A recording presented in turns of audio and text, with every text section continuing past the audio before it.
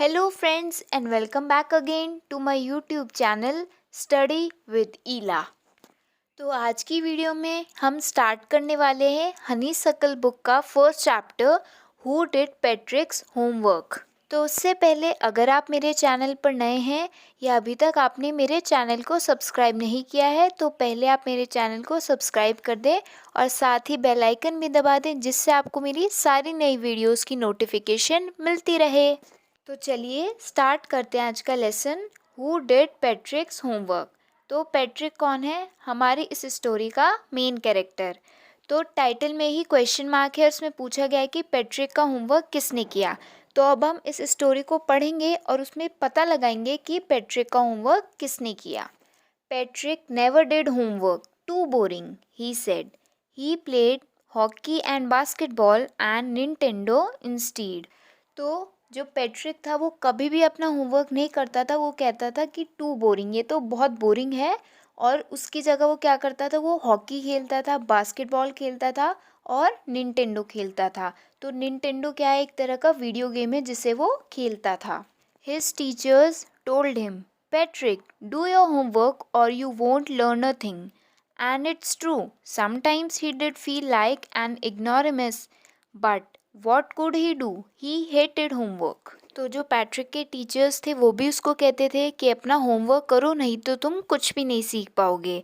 तो कभी कभी पैट्रिक को भी ऐसा लगता था कि हाँ वो अपना होमवर्क नहीं करता है तो उसको कुछ भी समझ नहीं आता, पर वो क्या कर सकता था क्योंकि उसको होमवर्क करना तो बिल्कुल भी पसंद नहीं था। तो इग्नोरेमस मतलब होता है कि एक ऐसा पर्सन जिसको लैक ऑफ नॉलेज हो, यानी उसको पढ़ाई की कम समझ हो। Then one day he found his cat playing with a little doll and he grabbed it away। तो एक दिन उसने देखा कि जो उसकी बिल्ली थी वो एक छोटी सी गुड़िया के साथ खेल रही थी। And he grabbed it away, यानी उसने पैट्रिक ने उससे वो डॉल छीन ली। To his surprise it wasn't a doll at all but a man of the tiniest size. तो जैसे पैट्रिक ने उस बिल्ली से वो गुड़िया छीनी तो उसने देखा और वो एकदम सरप्राइज हो गया, यानी आश्चर्यचकित रह गया कि वो तो डॉल है ही नहीं, वो तो एक छोटा सा, बहुत छोटे से साइज का एक आदमी है। He had a little wool shirt with old fashion breeches and a high tall hat much like a witch's. तो वो जो छोटा साइज का आदमी था उसने क्या पहना हुआ था, एक छोटी सी वुल शर्ट पहनी हुई थी और ओल्ड फैशन ब्रिचेस यानी पुराने फैशन की ब्रिचेस मतलब छोटी छोटी ट्राउजर्स पहनी हुई थी और एक हाई टॉल हैट लगाई हुई थी। जैसा हम इस पिक्चर में देख सकते हैं ये ट्रायंगल शेप की ये हैट लगाई हुई थी। तो वो जो हैट थी वो किस तरह की लग रही थी, जैसे कि विचेस यानी जो चुड़ैल हम मूवीज़ में देखते हैं उन्होंने इस तरह की हैट लगाई हुई थी, तो वो वैसी लग रही थी। He yelled, save me, don't give me back to that cat. I'll grant you a wish, I promise you that। तो वो जो छोटे साइज का आदमी था वो बोलता है कि सेव यानी मुझे बचाओ, मुझे इस बिल्ली को वापस मत दो, कि अगर तुम मुझे बचाओगे तो मैं तुम्हारी एक विश पूरी करूँगा, यानी एक इच्छा पूरी करूँगा, मैं तुमसे ये प्रॉमिस करता हूँ। Patrick couldn't believe how lucky he was. Here was the answer to all of his problems। तो जब वो टाइनी साइज का मैन पैट्रिक से बोलता है कि अगर तुम मुझे इस बिल्ली से बचाओगे तो मैं तुम्हारी एक इच्छा पूरी करूँगा, तो पैट्रिक को ये विश्वास नहीं होता कि वो कितना लकी है कि उसकी सारी प्रॉब्लम्स का सॉल्यूशन उसको मिल गया है। और उसकी प्रॉब्लम क्या थी कि उसको होमवर्क करना बिल्कुल पसंद नहीं था। So he said, only if you do all my homework till the end of the semester, that's 35 days। तो पैट्रिक उससे क्या बोलता है कि मैं तुम्हें तभी बचाऊंगा जब तुम मेरा सारा होमवर्क करोगे इस सेमेस्टर के एंड तक। और उसका जो सेमेस्टर था वो कब ख़त्म होने वाला था, 35 डेज बाद। If you do a good enough job I could even get A's. तो पैट्रिक उससे क्या बोलता है कि अगर तुमने अच्छा काम किया, तुमने अच्छे से मेरा होमवर्क किया तो मुझे अपने सारे सब्जेक्ट्स में ए भी मिल सकते हैं। The little man's face wrinkle like a dish cloth thrown in the hamper. तो जो लिटिल मैन होता है उसका फेस कैसा हो जाता है, रिंकल पड़ जाते हैं, यानी उस पर झुर्रियाँ पड़ जाती हैं, वो चिंतित हो जाता है। Like a dish cloth thrown in the hamper, यानी जिस कपड़े से हम बर्तन साफ करते हैं उसको ऐसे थ्रो कर देते हैं, यानी फेंक देते हैं टोकरी में, तो उसका जो फेस था लिटिल मैन का वो बिल्कुल ऐसा हो गया। ही किक्ड हिज लेग्स यानी उसने ज़ोर से अपने पैरों से लात मारी। And doubled his fist and he grimaced and scowled and pursed his lips. Oh, am I cursed? But I will do it. और उसने अपनी मुट्ठी टाइट से बंद कर ली और वो ग्रिमेस यानी मुंह बनाया एंड स्काउल यानी चिल्लाया और पर्स्ड हिज लिप्स यानी उसने अपने होठ भींच लिए और उसने अपने जो फेस के एक्सप्रेशंस थे वो ऐसे बना लिए कि उसको ये काम नहीं करना पर फिर भी but I will do it मतलब फिर भी वो करेगा उस काम को। And true to his words, that little elf began to do Patrick's homework. तो वो जो टाइनीस्ट मैन था उसको यहाँ पर क्या बोला गया है, लिटिल एल्फ। तो जो लिटिल एल्फ होता है वो अपने वर्ड्स पर ट्रू होता है यानी सच्चा होता है अपने वर्ड्स का। और जैसे ही पैट्रिक उसको उस बिल्ली से बचा लेता है तो वो उसका होमवर्क करना शुरू करता है। Except there was one glitch. The elf didn't always know what to do and he needed help. तो वो जो लिटिल एल्फ होता है वो पैट्रिक को बोल देता है कि हाँ मैं तुम्हारा सारा होमवर्क करूँगा, पर इसमें क्या होता है, ग्लिच होता है यानी एक फॉल्ट होता है, एक प्रॉब्लम होती है। वो क्या होती है कि जो एल्फ होता है उसको हमेशा नहीं पता होता है कि उसको क्या करना है और किस तरीके से करना है, तो उसको हमेशा किसी की हेल्प चाहिए होती है। तो जो लिटिल एल्फ होता है वो पैट्रिक से बोलता है कि मुझे तो तुम्हारी हेल्प चाहिए होगी and Patrick would have to help in whatever way. तो जो पैट्रिक होता है उसको भी लिटिल एल्फ की हेल्प करनी पड़ती है, जिस तरीके से भी वो उसको बोलता है कि उसको इस चीज़ में उसकी हेल्प चाहिए। I don't know this word, the elf squeaked while reading Patrick's homework. तो जो एल्फ होता है वो पैट्रिक का होमवर्क करते करते ज़ोर से चिल्लाता है कि आई डोंट नो दिस वर्ड यानी ये शब्द मुझे नहीं पता, गेट मी डिक्शनरी, तो मुझे डिक्शनरी ला के दो। No, what's even better, look up the word and sound it out by each letter. तो जो पैट्रिक होता है वो उसको मना कर देता है कि इससे अच्छा तो है कि तुम एक एक वर्ड जो है वो ज़ोर ज़ोर से बोलो और मैं तुम्हें उस वर्ड का मतलब बता दूंगा। When it came to maths, Patrick was out of luck. What are times table? The elf shrieked. तो अब जब मैथ्स के होमवर्क की बारी आई तो जो पैट्रिक होता था वो भी आउट ऑफ लक यानी उसका भी लक उस टाइम काम नहीं करता था। तो जो एल्फ होता था वो श्रिक्ड सी आवाज़ यानी तीखी सी आवाज़ में बोलता था कि व्हाट आर टाइम टेबल्स यानी टाइम टेबल्स क्या होते हैं। We elves never need that यानी हम एल्स को कभी भी इन चीज़ों की ज़रूरत नहीं पड़ी।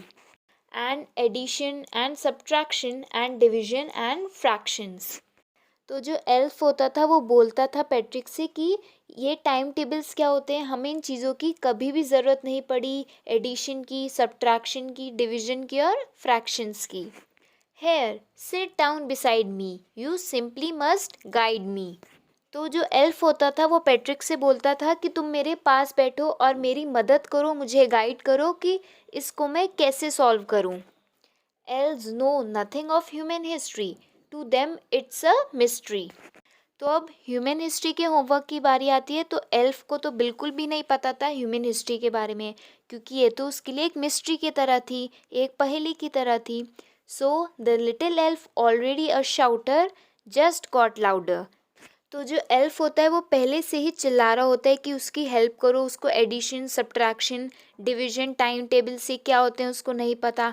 अब ह्यूमन हिस्ट्री की बारी आती है तो उसके लिए तो ये मिस्ट्री थी, तो वो और ज़ोर से चिल्लाने लगता है, go to the library, I need books, more and more books and you can help me read them too. तो जो एल्फ होता है वो पैट्रिक से बोलता है कि लाइब्रेरी जाओ, मुझे बुक्स चाहिए, मोर एंड मोर बुक्स यानी ज़्यादा से ज़्यादा बुक्स चाहिए और तुम मेरी मदद भी कर सकते हो उन्हें पढ़ने में। As a matter of fact, every day in every way, that little elf was a nag. Patrick was working harder than ever and was it a drag. तो जो लिटिल एल्फ था वो हर दिन और हर तरीके से एक नैग था। नैग यानी वो पर्सन जो हमेशा कंप्लेन करते रहते हैं, हमेशा ट्रबल देते रहते हैं। तो वो पैट्रिक को किस तरह से ट्रबल देता था कि मुझे ये समझ नहीं आ रहा, मुझे इस वर्ड का मतलब नहीं पता, मेरे लिए लाइब्रेरी से बुक्स लेकर आओ। और जो पैट्रिक था वो हमेशा से भी ज़्यादा वर्क हार्ड यानी मेहनत कर रहा था। He was staying up nights, had never felt so weary, was going to school with his eyes puffed and bleary. तो जो पैट्रिक था वो रात रात भर जागता था और उसने इतना थका हुआ वियरी यानी थका हुआ इतना महसूस कभी नहीं किया था, और वो स्कूल भी अपनी पफ्ड आइज यानी फूली हुई या सूजी हुई आंखों के साथ और ब्लेयरी यानी रेड आइज के साथ जाता था। Finally the last day of school arrived and the elf was free to go.